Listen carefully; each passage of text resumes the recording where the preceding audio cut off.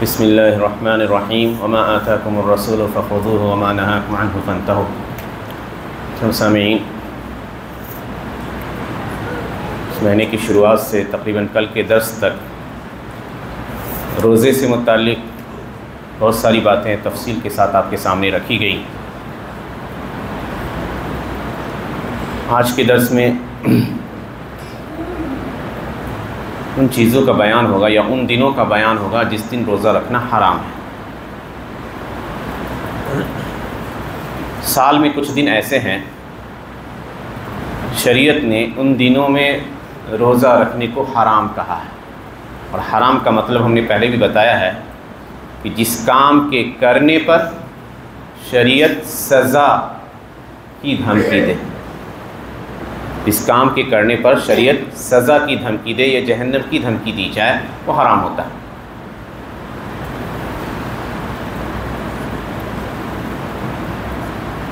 تو یاد رکھیے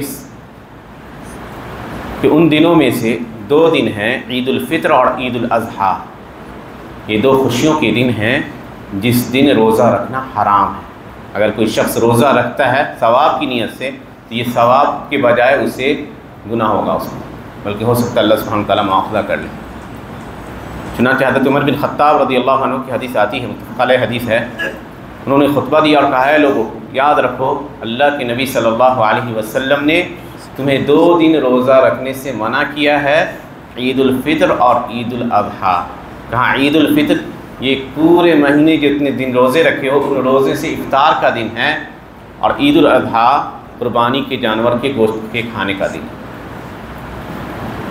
تو اس دن اللہ کی قربت اختیار کرتے ہوئے کوئی چاہتا ہے کہ روزہ رکھے تو روزہ رکھنا کہہ دیجیے کہ منع ہے شدت کے ساتھ۔ اور اسلام چاہتا ہے کہ خوشیوں میں آپ ایک دوسرے کے شریک رہیں، ہر شخص ان دو خوشیوں کے دنوں کے اندر ان خوشیوں کو سے لطف اندوز ہو، یہ ہر شخص کے لیے اسلام چاہتا ہے۔ اسی لیے ان دو دن روزہ رکھنا حرام ہے۔ اسی طرح ایام التشریق کے دن روزہ رکھنا حرام۔ ایام التشریق کیا ہے؟ یوم النحر کے بعد 3 دن، جو عموماً عید الاضحیٰ میں جس دن ذبح کرتے ہیں، قربانی کرتے ہیں، قربانی کرنے کے بعد 3 دن اور یہ ایام التشریق کہلاتے ہیں۔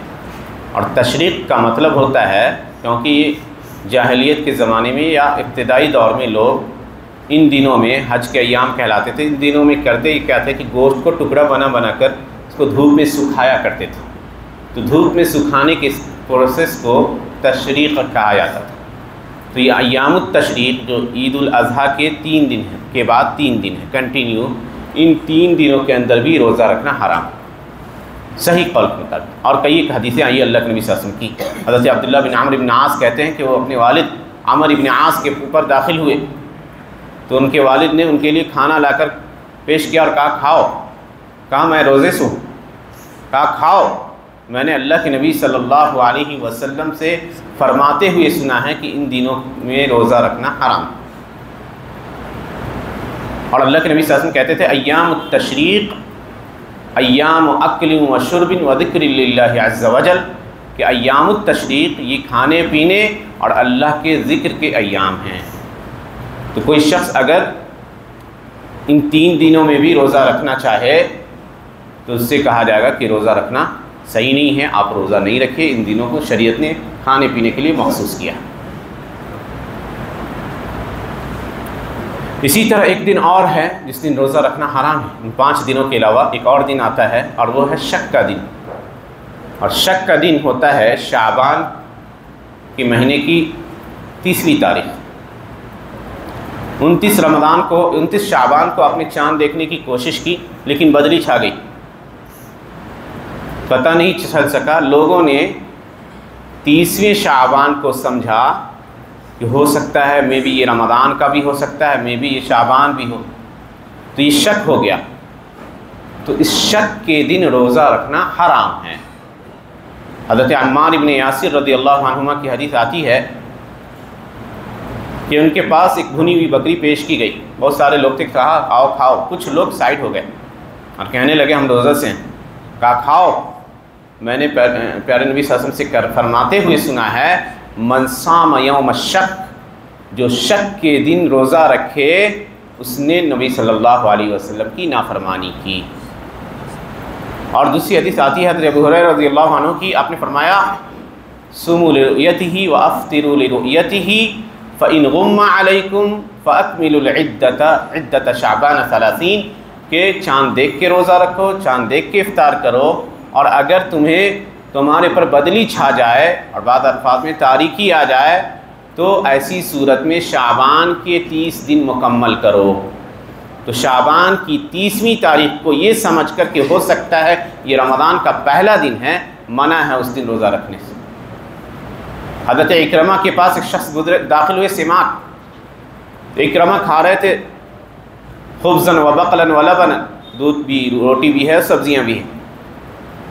تو سماک سے کہا کہ آؤ کھاؤ، کہا نہیں میں روزے سے ہوں۔ کہا واللہ لتفطرن، اللہ کی قسم تم کو کھانا پڑے گا۔ تو سماک نے کہا کہ جب میں نے دیکھا کہ یہ قسمیں کھا رہے ہیں اور انشاءاللہ بھی نہیں کہہ رہے ہیں تو میں نے کہا اچھا ٹھیک ہے لائیے۔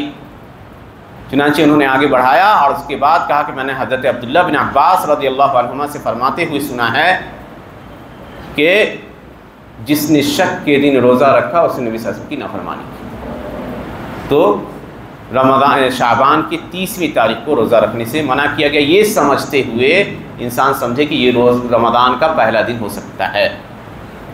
اسی طرح یہ 3 ایام جو ہم نے ذکر کیے، بلکہ 6 دن ہو گئے، عیدین، ایام التشریق اور شک کا دن۔ کچھ حدیثیں اور بھی آئی ہیں لیکن کچھ علماء نے ان حدیث کو ضعیف قرار دیا، جیسے سنیچر کے دن روزہ رکھنے کے سلسلے میں۔ لیکن نبی صلی اللہ علیہ وسلم کی ایک حدیث آتی ہے لا تصوموا یوم السبت الا فیما افترض علیکم، فرض روزہ کے علاوہ